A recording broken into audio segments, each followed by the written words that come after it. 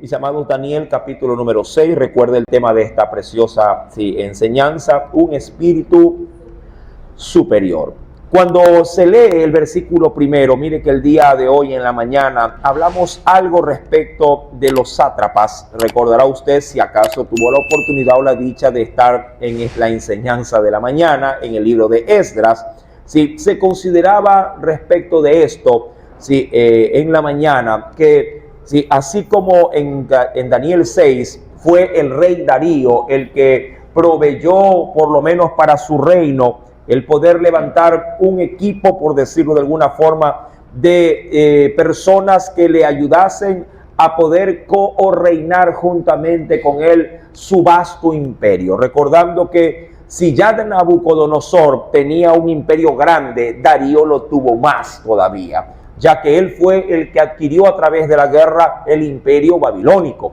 Esto implicaría, mi amado, que toda esa gran, diríamos, extensión de territorio necesitaba, mi amado, la supervisión, el control, la auditoría, de hombres, claves para que pudiesen administrarlo absolutamente todo. Ya se decía que un sátrapa vendría a ser, conforme al estudio de la mañana, algo parecido a un gobernador. Pero es evidente que los términos varían muchísimo respecto de cómo nosotros vemos nuestra forma de ser gobernados y cómo la veían en ese entonces los reyes. Pero bien se puede decir que un sátrapa no es otra persona más como una especie de un alcalde, donde cada provincia o cada región, mi amado, que era anexada al imperio de los persas o de los medo-persas, necesitaba obviamente aún sobre ellos gente que controlase las regiones. Mira que cuando se lee en el libro de Esdras, solo como para poder recordar algo especial, acompáñeme para, insisto, realzar algo especial. Vayamos por favor rápidamente al libro de Esdras, capítulo número 5. Allí tendremos algo también que ver como referencia, claro que sí. Después del libro de las Crónicas, usted encontrará allí el libro de Esdras. En el capítulo número 5, cuando vamos al versículo número 3, capítulo 5, verso 3, ahí tenemos una referencia, sabiendo que también fue Darío el que estuvo en este periodo de tiempo. Y dice, el verso 3, Esdras 5, verso 3, dice el Señor, en aquel tiempo vino a ellos, dice aquí, Tacnai, gobernador del otro lado del río. Y junto a él vino también Setar-Boznai, dice allí, y sus compañeros, y le dijeron así, respecto de qué, de que se había obviamente empezado nuevamente la construcción del templo. Este mismo personaje, Tacnai, mi amado, es un sátrapa, pero se lo encuentra en medio de la descripción de su labor como que si fuese un gobernador. Tacnai, mi amado, fue un sátrapa que tenía a su cargo dos provincias o dos regiones a su cargo.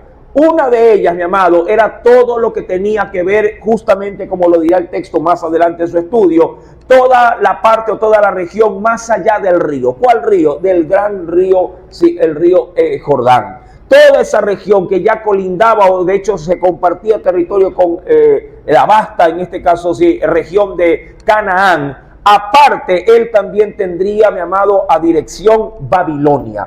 Dos regiones tenía este Tacnai. Sin embargo, mi amado, se lo ve aquí como que si fuese un gobernador, pero no, era un sátrapa. Mi amado, los sátrapas controlaban, provincias. Si bien es cierto, nosotros tenemos una idea muy distinta de cómo es nuestra organización política, hablando geopolíticamente hablando, mi amado, el imperio babilónico tenía otra forma de administración.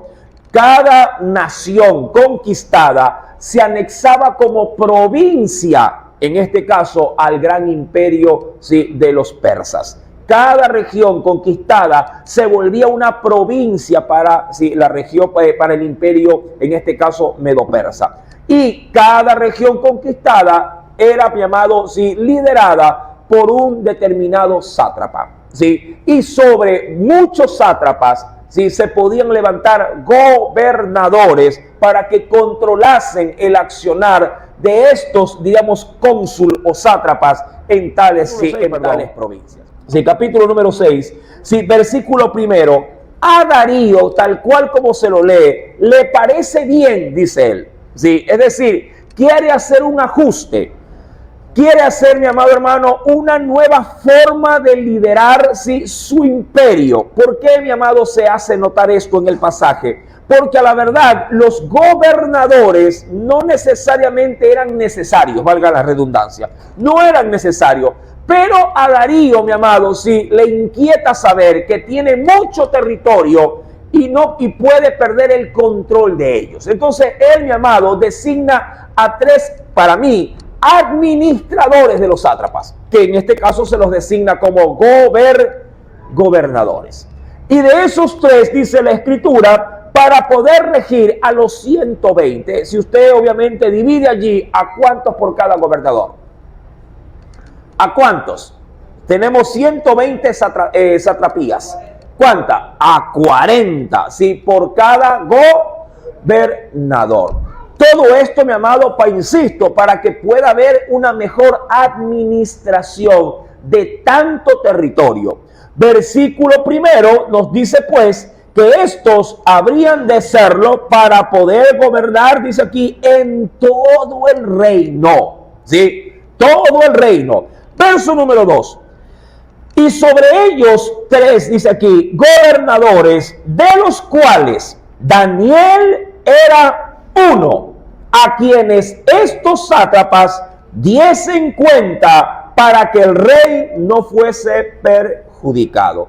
Vale, mi amado, acotar que Daniel a estas alturas ya tendría aproximadamente, sí, un promedio de 85 años de edad. ¿Sí? Daniel llegó siendo, recuerde usted, haciendo memoria del estudio de los inicios de este libro, Daniel llegó aproximadamente de unos 12 a 15 años de edad. Recuerde también que Nabucodonosor gobernó 43 años. Amén. Vaya sumando, promedio, 45, pongamos el promedio, ¿no? 45 Nabucodonosor, 15 de edad. Daniel, ¿cuánto va? Promediando, ¿cuánto va? ¿Cuánto? 45 más 15. 60 años, más el periodo, mi amado, que luego de la muerte de Nabucodonosor hasta la aparición de Darío, aproximadamente pasaron, sí, aproximadamente 20 años. ¿Cuántos años estamos hablando? En promedio, sí, en promedio, 80 años de edad. Pero los historiadores lo ubican a Daniel con 85 como promedio. Sí, años más, años menos, pero él es un anciano. Eso es lo que quiero resaltar.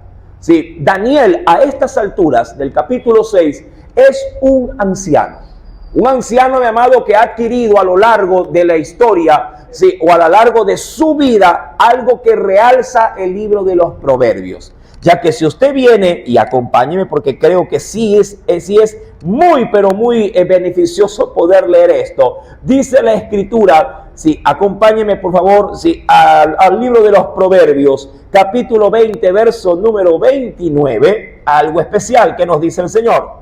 Hay quienes piensan que cuando ya se hacen viejitos ya son inútiles, no, pero no, mi amado. Bíblicamente hay, si dos referencias vamos a ver. La primera está en Proverbios 20, 29. Dice, la gloria de los jóvenes. ¿Qué cosa podría ser? Dice su fuerza, su potencia. ¿Por qué? Porque están en la cúspide.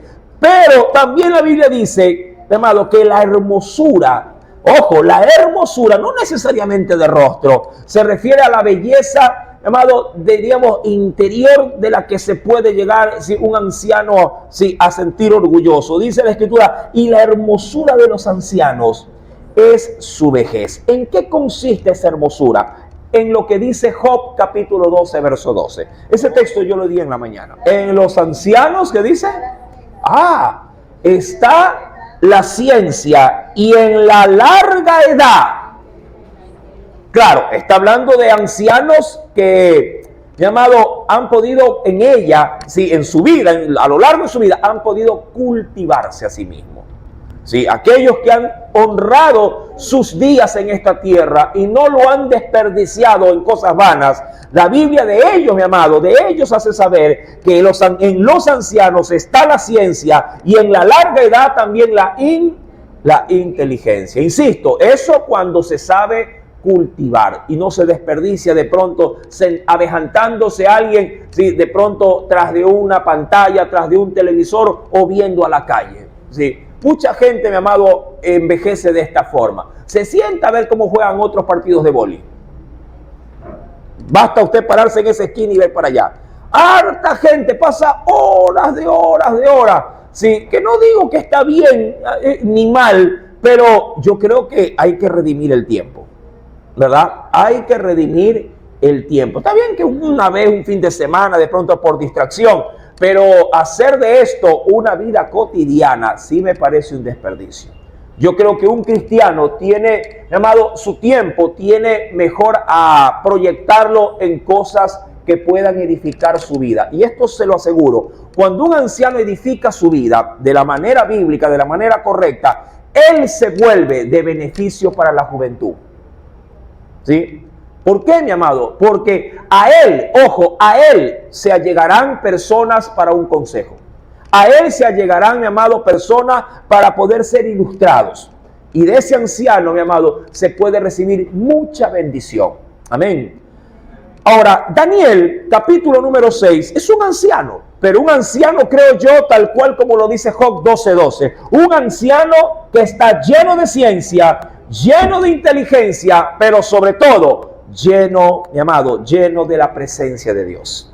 Amén. Lleno de la presencia de Dios. Verso número 2. ¿Cuál era la intención de Darío al reestructurar su forma de gobernar su reino? Poner, dice la Escritura, sobre esos 120 sátrapas a 3 gobernadores a quienes estos sátrapas tengan que darle ¿qué cosa? Cuenta, para que el rey no fuese perjudicado. Aquí, mi amado, quiero dar algo que no puedo dejar pasar por alto. Mi amado, ¿sabe usted que la mejor forma de poder, ¿cómo le digo?, administrar es dando cuentas de lo que se hace? Sí, mi amado. Dar cuentas implica hasta cierto punto un mecanismo o un medio de presión por el cual usted mismo se exige hacer lo que hace con excelencia.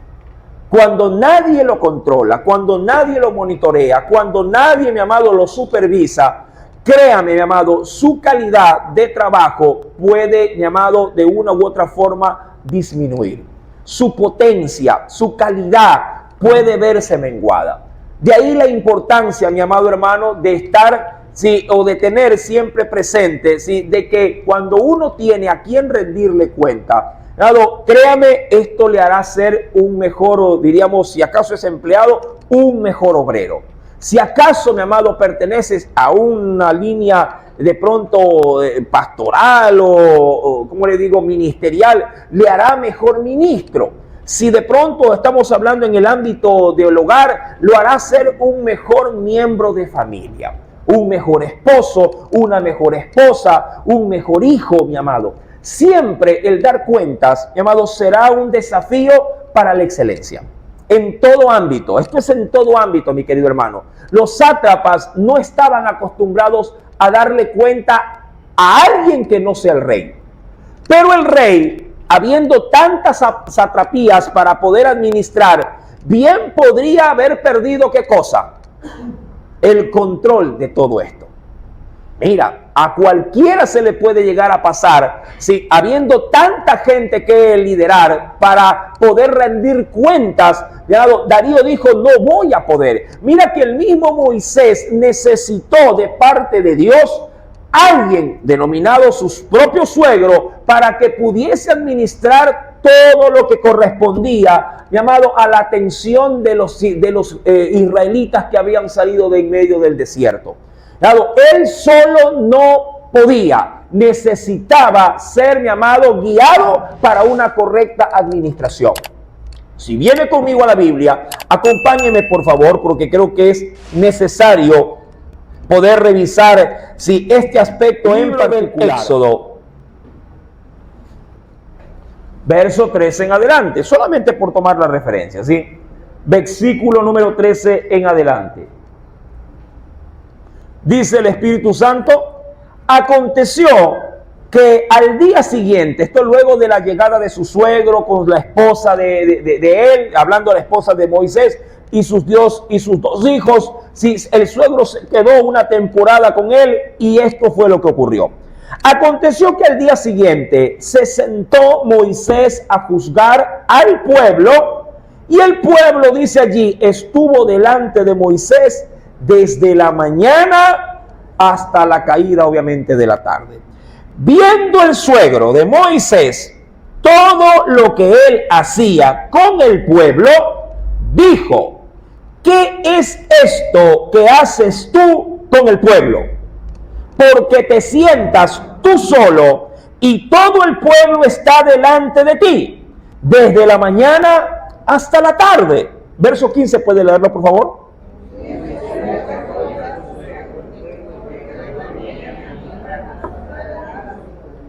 Cuando tienen asuntos, vienen a mí, y yo juzgo entre el uno y el otro, y declaro las ordenanzas de Dios y sus leyes. Entonces el suegro de Moisés le dijo, curioso, porque esto pareciera hasta no bíblico, pero ¿qué le dice?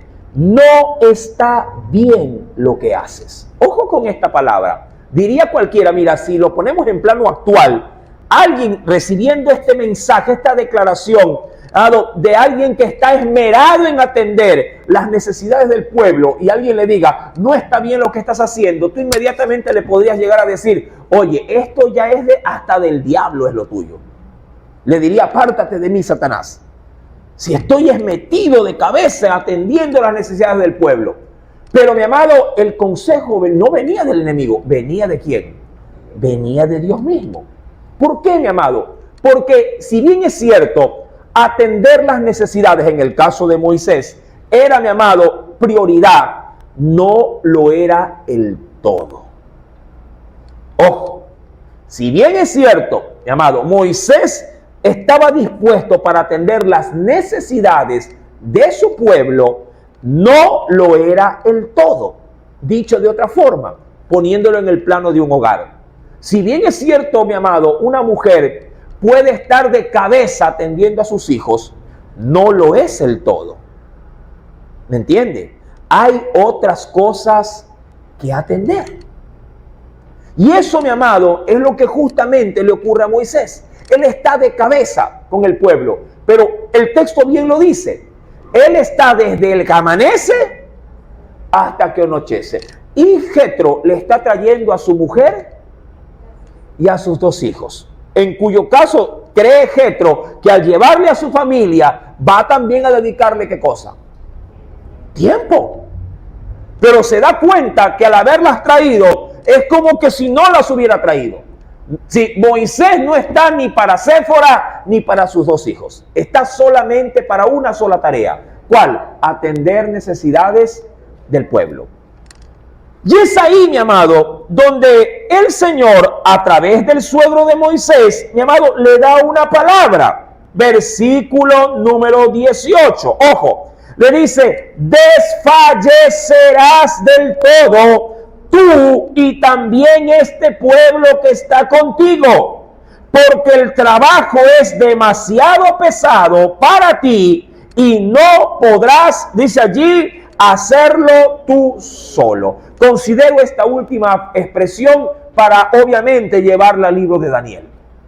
Si Darío pretendía él solo atender todas las satrapías, mi amado, habría de descuidar otros aspectos también relacionados a su reino.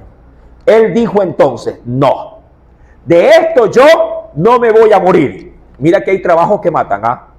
Hay trabajos que matan, ¿sí? Entonces, mi amado, la correcta administración de su imperio recayó, según la óptica del rey, y creo yo guiado por Dios mismo, mi amado, recayó sobre 3 individuos, 3 gobernadores. Es más fácil sentarme a conversar con 3 que a sentarme a conversar con ¿cuántos? con 120. Imagínate que un rector del colegio se ponga a resolverle la vida a todos los estudiantes. Se vuelve loco, ¿verdad? No alcanzaría. Entonces, mi amado, por eso existe coordinadores, existen, no sé qué otro nombre le designan, orientadores en cada pabellón, de acuerdo a la especialización. Y son ellos los que se encargan. Y luego se reúnen ellos con el rectorado para poder dar, ¿qué cosa? O rendir cuentas. Mi amado, dicho esto, y volviendo al libro de Daniel, capítulo número 6, verso número 2, en la parte final, la única intención de Darío es no verse perjudicado. Sí, ¿por qué, mi amado? Porque administrar tanto y sin tener el control de todo eso, él, mi amado, de seguro el reino sería gravemente perjudicado. Recordando que los impuestos, lo que se genera en ventas, lo que entra por tributos, es muchísimo dinero. Y si algo usted creo que conoce, hasta por entorno propio, es que el dinero, mi amado, es una simiente o una fuente que puede corromper todo tipo de corazón, ¿verdad? El dinero, mi amado, daña el corazón de la gente, claro, cuando el corazón no está bien cimentado en el temor de Dios. Verso número 3. Pero Daniel, y aquí es donde entramos, claro que sí, en materia. Pero Daniel, dice el Señor, mismo era, ¿qué cosa? Era, dice el Señor, de espíritu superior. Pero Daniel mismo era superior a estos sátrapas y gobernadores, porque en él, había en él un espíritu superior, y el rey pensó en ponerlo sobre todo el reino. Imagínate, un hombre de ¿cuántos años de edad, mi amado? 85. Hay gente que se ve de 60, de 70 y dice, yo ya pasé de largo, ya conmigo ni cuenten, dicen por allí. Cuando bien podría ser, mi amado, la persona idónea para que se vuelva alguien, diríamos, de gran utilidad para, sobre todo, mi amado, para los planes de Dios. Mira, si algo se ve en la Biblia, mi querido hermano, es que los ancianos han sido un eje esencial en la vida, política, en la vida religiosa, mi amado, de la nación de Israel. ¿Sabías tú que de acuerdo a lo que menciona Éxodo capítulo número 24, versículo 1, Dios por primera vez da una disposición sobre la nación de Israel para que se pudiesen constituir ancianos? Ojo, ancianos para que formen parte del liderazgo de la nación. Allí Dios da una disposición diciéndole a Moisés, yo voy a ir allá arriba contigo, trae a tu hermano, trae a los hijos de tu hermano, hablando de Nadab y Abiud, pero ellos se acercarán a ti hasta cierto límite. Pero junto con ellos quiero que traigas a los ancianos de Israel. Pero no estrictamente a todos los ancianos, sino que mandó a escoger 70 ancianos. 70, mi amado. Y estos 70, obviamente, son la crema innata de la ciencia y de la sabiduría de todos los ancianos en Israel. Claro, debieron haber gozado de muchos prestigios, privilegios, por su, diríamos, honestidad, por su forma de conocerla en ese sentido. Mira que escritura no había. Biblia no había, las leyes no estaban todavía estipuladas, pero ya en sabiduría, en consejo, en porte, en buen testimonio, 70 sobresalieron. 70, y Dios dijo, yo voy a trabajar con esos 70. Y todos ellos, mi amado, ancianos. Para poder corroborar lo que te estoy, mi amado, mencionando, ven conmigo a la Biblia. Yo creo que es importante siempre corroborar las enseñanzas. Por ejemplo, como les mencioné hace un momento, en Éxodo capítulo 24, número 1, venga rapidito, por favor, versículo 1, dice pues el Señor, mira la primera vez que el Señor da esta orden, de convocar, pero ya de manera exclusiva, para servicio hacia Él. ¿Qué dice el Señor? Y dijo Jehová a Moisés: sube ante Jehová, tú y Aarón, Nadab y Abiú, y 70 de los ancianos de Israel. Ojo, no más ni menos, 70 de los ancianos de Israel, y os inclinaréis, dice allí, desde lejos. Ahí, mi amado, Dios conforma, por decirlo de alguna forma, el ancianato, ¿sí?, o el grupo de los ancianos más selectos respecto de todo lo que te mencionaba con anterioridad, ¿sí?, para ser, mi amado, en la élite, ¿sí?, de jueces sobre el pueblo de Israel. 70. ¿De dónde nacieron estos 70? Mi amado, justamente de esa alerta que le dijo ¿quién? Jetro, que debería de hacer Moisés para poder atender, sí, la carga pesada del consejo que tenía sobre ellos. 70. Y esto se corrobora, yo sé que voy a sacar de contexto un poquito, pero lo realzo porque desde los tiempos de Moisés hasta los tiempos de Ezequiel habían pasado ya más de 1000 años. Y esos 70 ancianos se iban renovando con el pasar, sí, de los reinados. En Ezequiel capítulo número 8, verso 11, en la parte final, mira lo que nos dice el Señor. Libro del profeta Ezequiel, y mira que Ezequiel es un profeta del exilio, ¿sí? Ya inclusive Babilonia estaba en todo su apogeo. ¿Lo tiene, mi amado? Ezequiel, capítulo número 8, sobre todo en la parte final, para no topar el contexto, porque no, obviamente no es motivo de estudio, pero sí quiero resaltar esto. Dice pues el Señor, ¿sí?, Ezequiel, capítulo número 8, verso número 11, perdón, en su primera parte, la segunda la dejo a un lado. Dice el Señor, ¿lo encontró? Y delante de ellos estaban 70 varones de los ancianos de la casa de Israel. Amén. En el contexto, ¿qué es lo que ocurre? Hay una visión, Dios le muestra que se está cometiendo sacrilegio dentro del templo y para su sorpresa a Ezequiel se le revela que los que se están corrompiendo son justamente ¿quiénes? ¿Quiénes? Los 70 ancianos. ¿Cuáles 70? Los que Dios dispuso que se forjen desde el tiempo del Éxodo.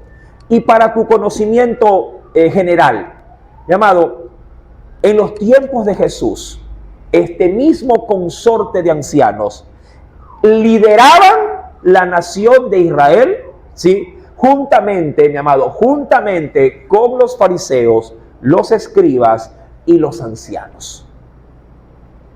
Cuando Jesús fue tomado cautivo, mi amado, para ser juzgado, diríamos así, sus acusadores, mi amado, eran una vasta cantidad, sí, de personajes de renombre, entre ellos los ancianos del concilio.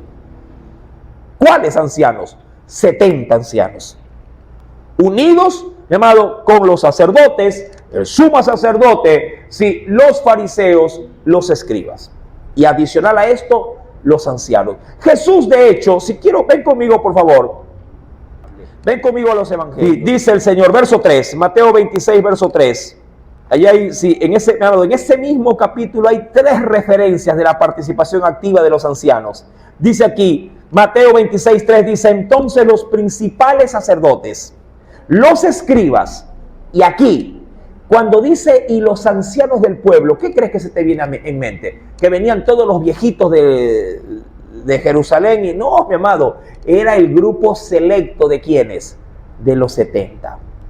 Sí, de los 70. En el mismo capítulo, verso 47, dice, mientras todavía hablaba y vino Judas, uno de los 12, y con él mucha gente con espadas y palos, y venía, dice, de parte de los principales sacerdotes y de los ancianos del pueblo. Insisto, ¿a quién hará referencia con los ancianos del pueblo? A los 70. Y aún en el versículo número 59 seguirá diciendo, y los principales sacerdotes y los ancianos y todo el concilio buscaban falso testimonio contra Jesús para entregarle la muerte.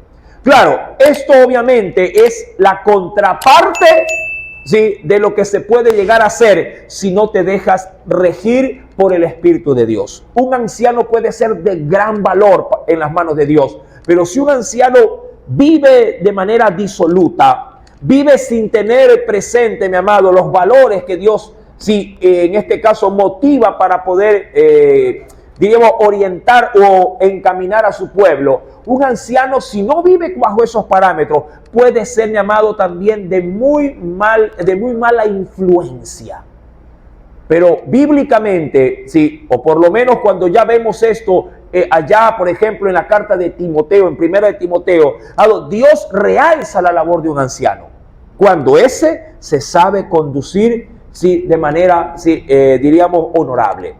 Mi querido hermano, dejando aquello y vueltos otra vez a Daniel, mire que le he dado un poquito más de lo que se puede llegar a entender respecto de la ancianidad, del cual Daniel lo era. En Daniel, la Escritura nos dice, era superior. ¿Superior? ¿Superior a quiénes? No solo a los 120 sátrapas, sino también superior a sus otros 2 gobernadores. ¿Sí? Era superior, pero Daniel mismo era superior a estos sátrapas y gobernadores, porque había en él un espíritu superior. Ahora, aquí es donde obviamente vamos a tener que, dicen algunos, hay tela que cortar. ¿A qué se refiere la Escritura? Si me quiero limitar a lo que era Daniel, obviamente no me podré salir del libro de Daniel. Pero si quiero ver más allá de lo que Daniel me dice, que lo debemos también de analizar, si eso ya, mi amado, nos queda a nosotros como ventaja adicional para poder buscar las virtudes que pueden hacer de un hombre sencillo un hombre superior a los demás, ¿verdad? Porque esa es la idea. Porque si esto simplemente lo veo bajo la marquesina de Daniel, yo digo, bueno, bien por él. Y yo, hermano, ¿dónde quedo yo? Que me veo hasta pequeñito, me veo inferior, me veo poca cosa. Bueno, primero partamos del hecho del personaje bíblico, Daniel. ¿Qué hacía a Daniel un hombre tan diferente de otros? Empecemos por ahí. ¿Qué hacía a Daniel de otros un hombre diferente? Para esto retrocede en la Biblia, mismo libro de Daniel, obviamente, mi amado, todo, mi amado, ojo con este gran y primer parámetro, todo nació del corazón, ¿sí?, de este personaje. Capítulo 1, verso número 8. Empecemos. Quiero resaltar ese pedacito. Lo otro es relativo. Ojo, lo otro es relativo. ¿A qué cosa? A lo que él va a proponer. Yo puedo proponer en mi corazón, un ejemplo, no jugar pelota, dicho así, vagamente, ¿no? No digo que esto sea malo, cuidado. Pero puedo proponer en mi corazón, diríamos, ayunar todos los sábados. Puedo proponer en mi corazón, para los solteros, de pronto mantenerme soltero. Puedo proponer en mi corazón también lo inverso, casarme. Este año me caso porque me caso. Puedo proponer en mi corazón terminar una carrera o empezar a estudiar. Pero quiero ir a esto, acá, al sentir que puede haber en el interior de un hombre. Aquí comienza, mi amado, ¿sí?, la marca para Daniel de ser un hombre distinto de cualquier otro. Versículo primero, Daniel propuso en su corazón.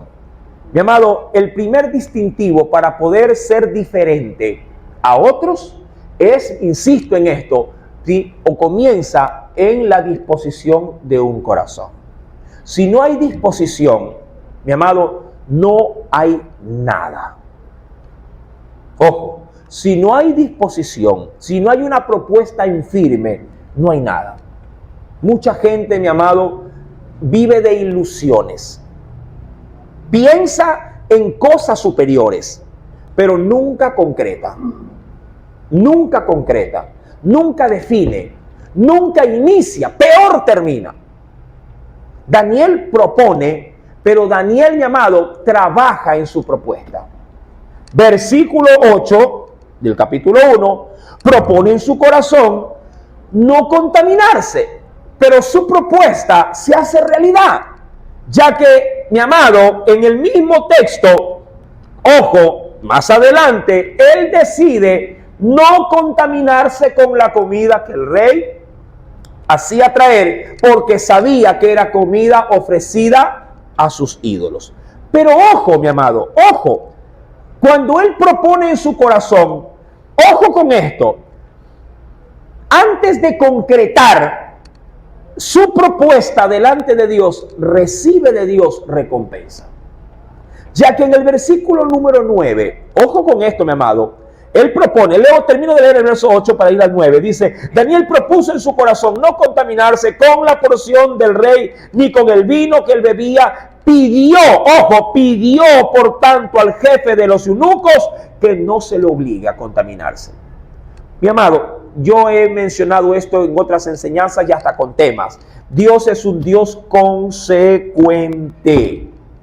Consecuente. Tú, mi amado, si en Dios das un paso en fe, Dios te ayuda a empujar el otro.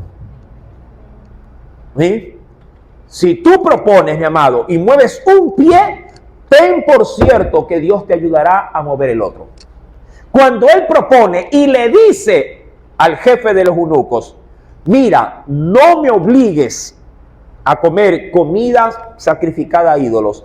Inmediatamente en el verso 9, mi amado, nace en Daniel algo que creo yo no se lo esperaba. Porque Daniel no se propone esto para decir, Señor, me voy a proponer, pero eso sí, me tienes que llenar de gracia, de sabiduría, de inteligencia. No, mi amado, él no lo hizo con esa intención. Él lo hizo simplemente para no ofender a Dios, para guardarse íntegro delante de Dios. Dios, consecuentemente, en el verso 9 dice la Biblia, pone Dios a Daniel en gracia y en buena voluntad, delante obviamente de quien estaba controlando aparentemente su vida. Y a esto, mi amado, ojo, y a esto de manera adicional, versículo número 17 del mismo capítulo primero, Dios en Daniel, mi amado, hace algo todavía mucho más de lo que él hubiese esperado. ¿Sabe por qué? Porque él se mantuvo. ¿Cuánto tiempo duró su sacrificio? Quiero que sea honesto con esto. ¿Cuánto tiempo, y usted lo conoce, cuánto tiempo él duró en esta proposición del corazón? 3 años. No que Daniel, ojo, haya optado por cambiar de régimen alimenticio, de pasar de carnívoro a vegetariano, como por ahí lo hacen ver. Llamado, Daniel comía carne. Obviamente que sí. Si la Pascua, ¿con qué se celebraba? Con vegetales nada más. ¿Cómo se celebraba la Pascua? ¿Qué se comía en la Pascua? Un cordero. Carne. ¿Pero qué carne? Carne ofrecida al verdadero Dios, no a los dioses paganos. Su sacrificio duró 3 años mientras estaba siendo reclutado. Una vez que terminó su reclutamiento, claro, volvió a comer carne, obviamente que sí, pero carne que no había pasado por la mano del rey. Claro, hermano. 3 años. Él dijo, voy a proponer mi corazón a no contaminarme. Mira que alguien puede decir lo mismo si acaso estudia, por ejemplo. Y su carrera, digamos de esta forma, dura 3 años. Dice, voy a proponer mi corazón, dedicarme a estudiar, y cualquier incitación a distraerme, que con bailes, que con salidas, que con esto, que con enamoraditos. Nada. He venido a estudiar, Señor, porque quiero, traer este título para ti, para ponerlo a tus pies, para que tú me uses, así como lo haces en la iglesia, quiero que lo hagas también, en mi estudio y en mi trabajo secular. Sencillo. Y puede proponer en su corazón. Y Dios corona a este varón, verso 17, que a estos 4, porque con él estaban otros más, a estos 4 Dios le dio conocimiento, inteligencia, dice, en todas las letras y ciencias, entendimiento sobre Daniel en toda visión y sueños. A la unión de todo esto, se le podría denominar, mi amado, ¿sí?, un espíritu superior. Así, a la conjunción de todo. Estos cuatro, mi amado, fueron tan en Dios, fueron tan decididos a querer marcar una diferencia. Y Dios, ojo, lo que le concedió en estos 3 años, no se lo quitó en 3 años. Se los dejó hasta su ancianidad. ¿Sabes por qué? Porque se cumple lo que dice la Biblia respecto de lo que se hace con una criatura. Instruye al niño en su camino y aun cuando fuere, y le cambio ahí la palabra, aun cuando fuere anciano, no se olvidará de esto. ¿Me entiende, mi amado? Mira el precioso talento que se puede introducir, el espíritu que en Dios se puede cultivar si se lo hace en Dios. ¿Quieres ser un profesional distinto a los demás? Mi amado, propon en tu corazón. Propon en tu corazón. Ellos no dijeron quiero ser un mejor cristiano, no. Ellos dijeron quiero ser un hombre consagrado. Yo quiero guardarme. Y lograron su objetivo. Eso, mi amado, respecto de Daniel. Y respecto de usted y de mí, ¿dónde quedamos en todo esto? Mi amado, quiero tomar una referencia del Antiguo Testamento, aparte de la de Daniel, y luego pasar al Nuevo. En el libro de los Números, capítulo 14, aquí hay un personaje bíblico que sí resalta, pero no como otros, pero resalta de muy buena voluntad para el desafío de cualquier ser humano. En Números capítulo 14, ¿qué cosa? Leamos, verso 24. Pero es Dios hablando, pero a mi siervo Caleb. Ya sabe quién es Caleb, ¿no? ¿Quién? El compañero hombro a hombro de quién. En el trabajo, sí, de ir en conquista de la tierra de Canaán. ¿De quién? De Josué. Pero a mi siervo Caleb, dijo Dios, por cuanto hubo en él otro espíritu. Ahora, esto se entiende, mi amado, en otras versiones bíblicas, respecto de que hubo en él otro sentir, o lo que es igual, otro deseo. En Caleb hubo otro sentir, hubo otro deseo. ¿De qué, mi amado? ¿A qué se refiere esto? Hubo otra intención del corazón, diferente o distinta al de los demás. Todo el mundo podría, o todo tu entorno podría, obviamente, caminar en esta vida con un referente que todos siguen.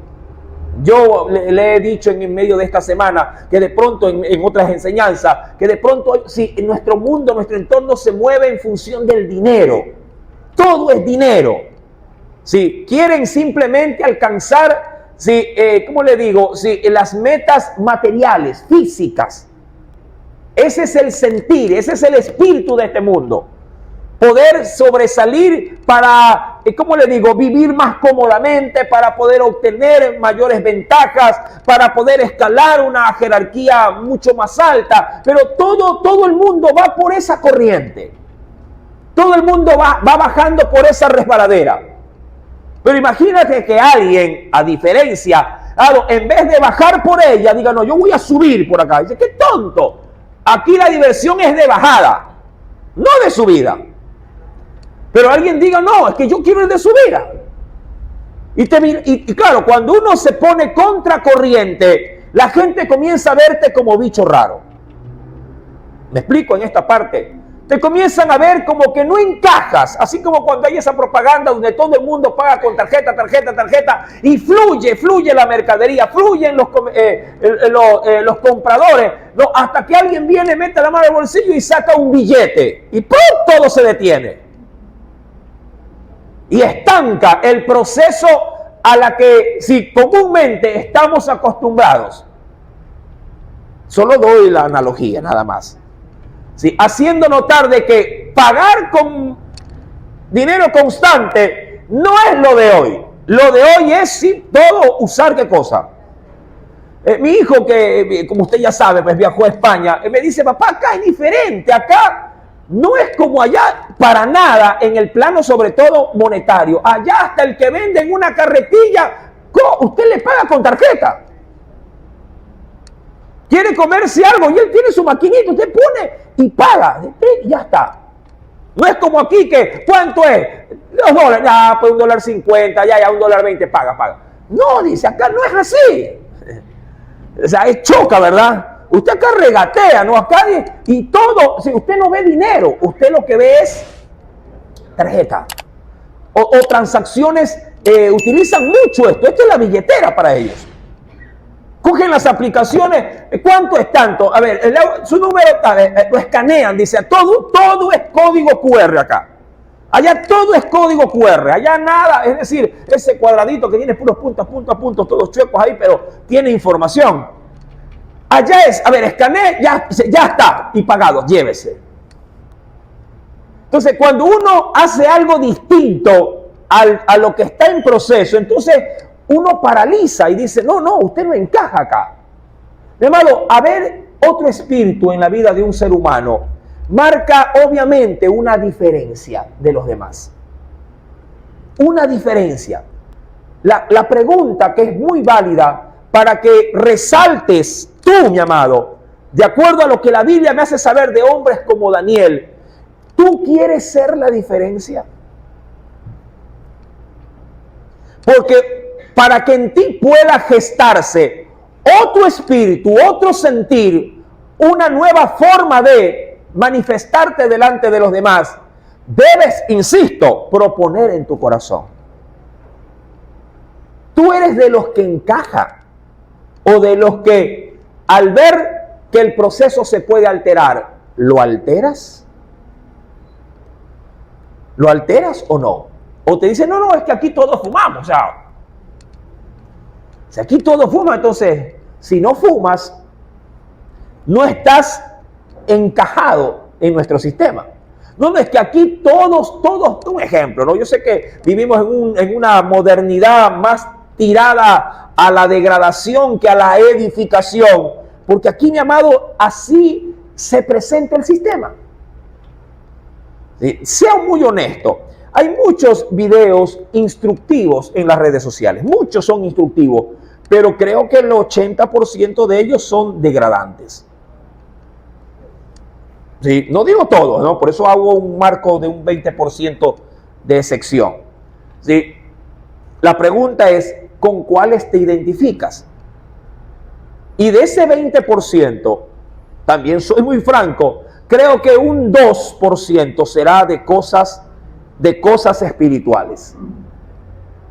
Sí, lo otro será de comida, de tecnología, que es muy bueno, válido, pero el gran conglomerado es de degradación, es de, ¿cómo te digo? Es de sensualidad, sí, insisto, es posiblemente, mi amado, de lujuria, de adulterio, de incitación, todo es básico en el orden más que todo sensual y sexual.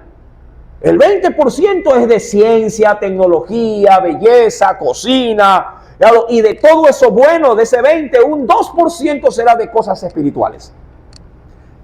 Si alguien me dice que miento, quisiera sentarme con él y sacar un porcentaje, un análisis más profundo, pero yo creo que va en ese orden.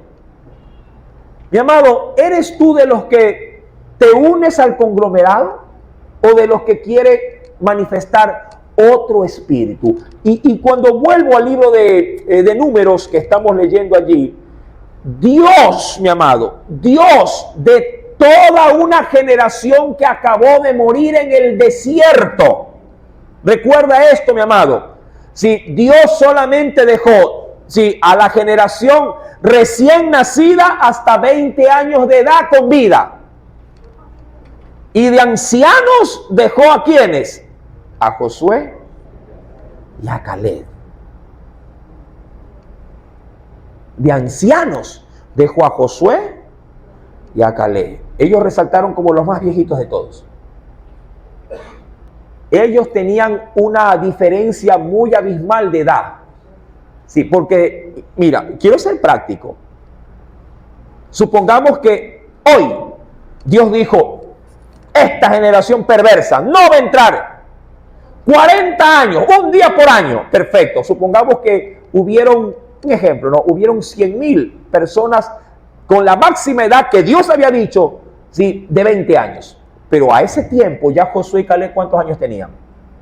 40. Es decir, que ya había una diferencia de 20 años. Si pasaron los 40 años, los de 20, ¿cuántos años tenían? ¿Cuántos tenían los de 20? 60. Los de 20 más 40, 60. Pero de 60 a 80 solamente habían 2 personas. Solo 2. Josué y Caleb. Eso es un dato que te doy para que lo analices. Solo 2 personas llegaron a 80 años.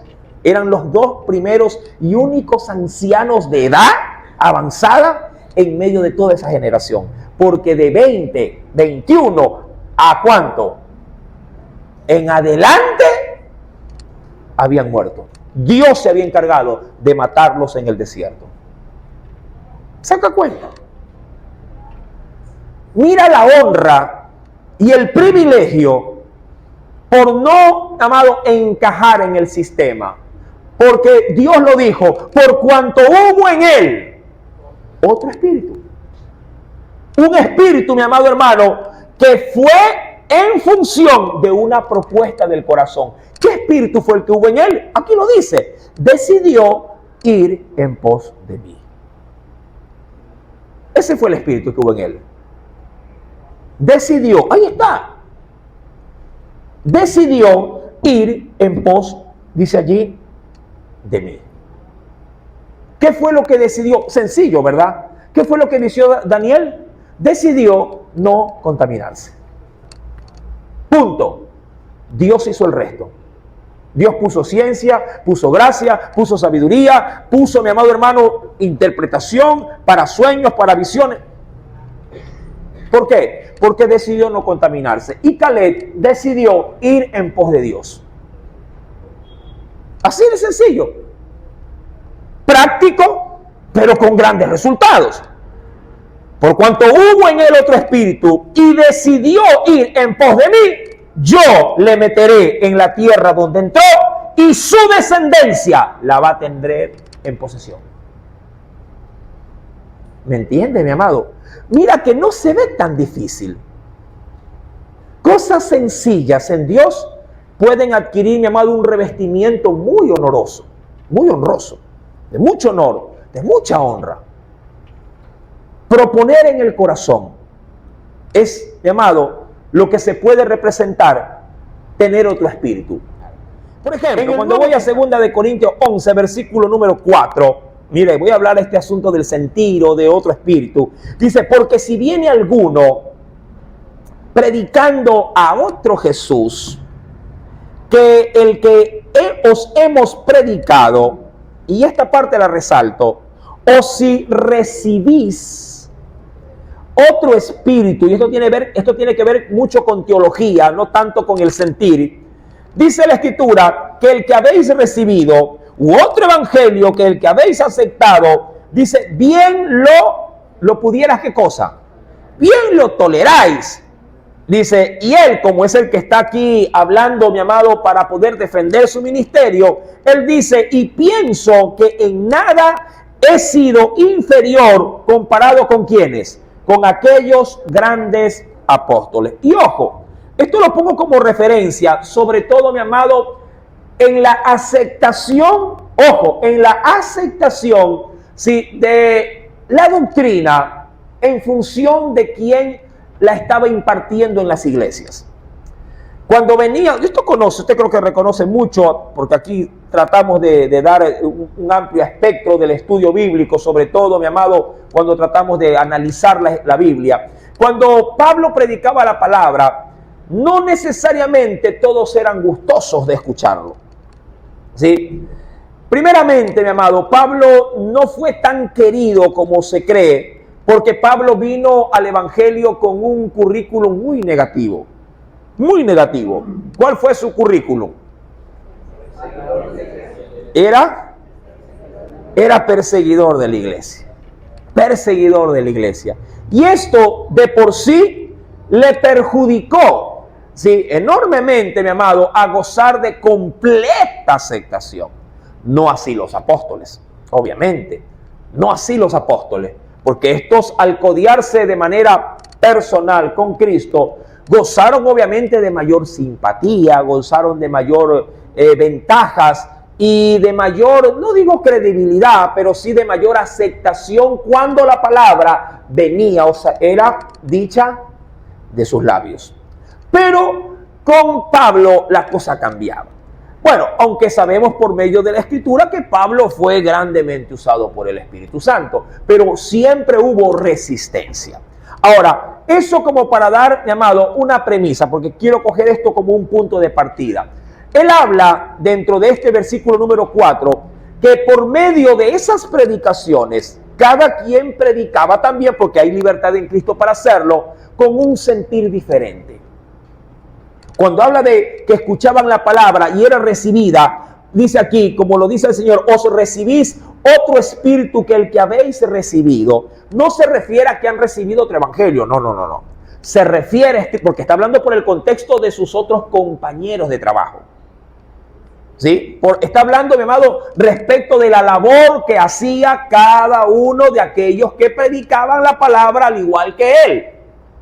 Pero cada uno de ellos lo hacía con su propio sentir. Y claro, eso también pasa en nuestro entorno. En muchas iglesias se predica este evangelio con diversidad de sentires. Y eso como para darle un revestimiento, mi amado, de piedad. Hay quienes como iglesia predican el evangelio, mi amado, con el sentir, sí, remarcado de la santidad extrema, que debe de estar aún hasta reflejada en la forma de mi apariencia. Hay otros que no, predican el mismo evangelio, pero con otra intención, con otro sentir, con otro espíritu. De tener un poco más de libertad en Cristo, sabiendo que si bien es cierto, no debo de ser juzgado por las apariencias, todo debe de estar más bien basado en la integridad del corazón. ¿Verdad? Y hay mucha gente que gusta de eso y camina en eso. Pero aterrizando esta ilustración, porque quiero partir de esto para lo que se predica respecto de Daniel, ¿qué sentir debe de haber en la iglesia? Y voy a utilizar el término moderna, en la iglesia moderna. ¿Cuál realmente debe de ser el sentir o el espíritu en el que debemos de caminar como iglesia? Sencillo, fácil, práctico y para nada complicado. Y me limito a un solo texto bíblico. Filipenses 2, verso 5. Y termino con esto. No le vamos a dar mucha vuelta. Filipenses 2, verso número 5. De Dios, mira, sencillo, más sencillo que esto no puede haber. ¿Sabes por qué? Porque yo te he dado, de acuerdo a la Biblia, 2 ejemplos. Qué sencillo para Daniel fue vivir su vida religiosa. ¿Cuál fue el eje en el que él descansó para, en función de ese eje, moverse toda su vida? Proponer en su corazón no contaminarse. ¿Cuál fue el eje central por el cual Caleb se movió en esta tierra? ¿Cuál fue? ¿Qué propuso en su corazón él vuelta? ¿Qué dice textualmente? ¿Cuál fue? Sí, ¿y en qué consistía ese otro espíritu? E ir en pos de mí, dijo él. ¿Y cuál fue el sentir en Jesús para vivir también terrenalmente en esta tierra? Ahí lo tiene. Filipenses capítulo 2, versículo número 5. Claro, comienza así de sencillo. Dice, haya pues en vosotros este sentir. Es decir, este espíritu que hubo también en Cristo Jesús, el cual, siendo en forma de Dios, no estimó el ser igual a Dios como a cosa a que aferrarse, y aquí está el sentir, sino que se despojó a sí mismo, tomando forma de siervo, hecho semejante a los hombres. Y estando, dice ahí, en esa condición de hombre, se humilló a sí mismo, haciéndose obediente hasta la muerte, y muerte de cruz. Dicho de otra forma, ¿cuál fue el sentir de Jesús en esta tierra? Un sentir de humillación. Así de sencillo. Se humilló. La Biblia dice que el que se humilla, humillaos pues bajo la poderosa mano de Dios, y Él os exaltará cuando fuere su tiempo. Mira, ojo con esto. Dios pone según el individuo, a cada uno, mi amado, sí, su propia intención. A Jesús le resultó humillarse y logró su cometido. A Daniel le valió, le fue bien, porque esto es personal, hermano. Y el sentir espiritual es indistintamente independiente del que pueda tener el uno, del que puede tener. ¿Sabes por qué te digo esto? Porque de pronto tú dices, yo quiero como Daniel, y te metes en eso, hermano, y te va mal. ¿Por qué? Porque estás tomando un sentir ajeno. Claro, Daniel es uno, y es inédito, es único. Y a él su sentir, mi amado, le calza como anillo al dedo. Pero el sentir de Daniel no fue el sentir de Caleb. Fue otro sentir. Y el sentir de Daniel y el sentir de Caleb no fue igual al sentir de Jesús. Y te aseguro que el sentir que tú tienes en tu corazón puede ser muy distinto al de los tres. Pero Dios, mi amado, te ha dado una pauta. Una pauta. ¿Cuál es esa pauta?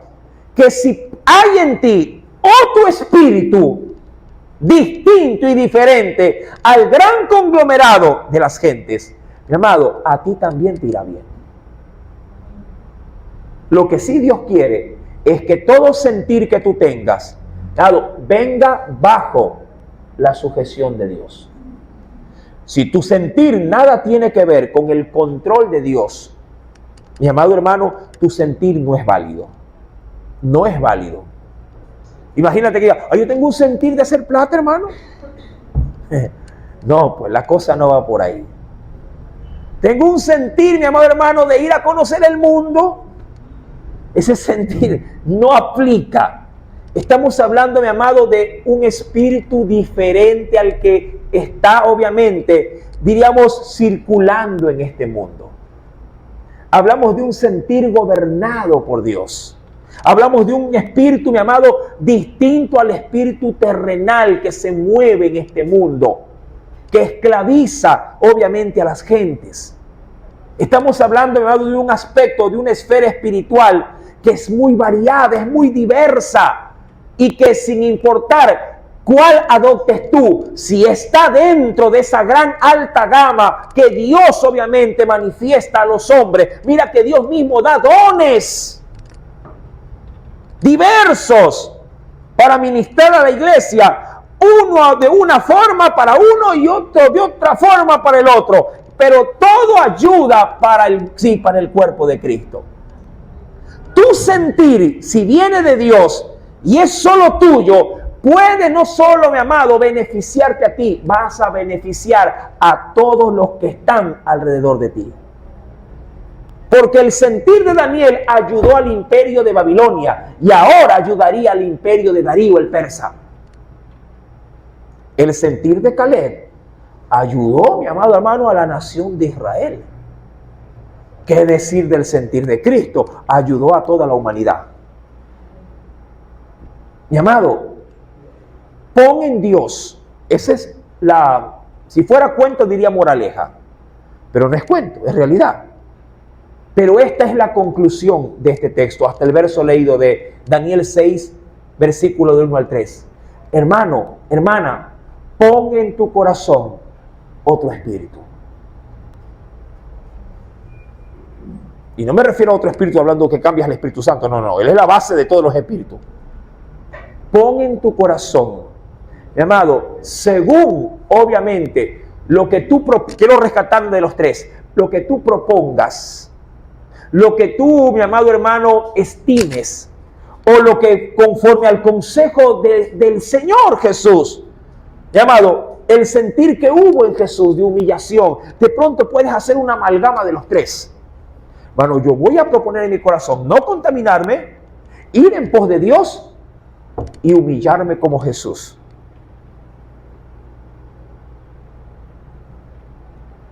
Cada quien descubrirá su sentir espiritual para con Dios según su búsqueda. Te invito a que en tu hogar, en tu casa, en la intimidad, a solas con Dios, dígale: Señor, yo quiero ser diferente, pero necesito definir qué postura ha de ser la mía para poder agradarte. Mira, Dios a ese tipo de oraciones no le va a dar la espalda. A ese tipo de invitación, mi amado, Dios será el más ansioso en decir: ay, mijito, hasta que por fin abriste los sesos. Mira, esto es así, asado y cocinado. Ay, Señor, qué tonto que fui. Gracias, Señor. Y te vas a meter por ahí, hermano. Te vas a meter por ahí. Y Dios te va a respaldar. Y Dios te va a dar más de lo que tú has propuesto. Lo hizo con Daniel, lo hizo con Caleb. Vaya, cómo no lo hizo con Cristo. ¿Cómo no lo hará contigo, hermano? El mismo Dios de nuestro Padre, el mismo Padre de nuestro Salvador, amado, el mismo Dios de este gran profeta, Daniel, y el mismo Dios de ese gran siervo Caleb, también es nuestro Dios, pues, hermano. Servimos a un mismo Dios. Y si algo yo reconozco por la palabra al Señor, es que Él no cambia. Él, mi amado, tampoco hace preferencia. Dios trata a sus hijos por igual. La misma bendición que le dio a Caleb, se la brindó a Daniel, y cómo no que se la brindó a su hijo. ¿Por qué no nos la va a brindar a nosotros, mi amado? Que el Señor nos ha dicho: mi amado, hasta ahora nada me habéis pedido. Pídeme, dice el Señor, mi amado hermano, y os será hecho. Amén. Espero que esta enseñanza haya, mi amado, dado una pauta, para tu crecimiento espiritual. Y recuerda, mi amado, un espíritu superior es lo que tú deberías de experimentar. Amén.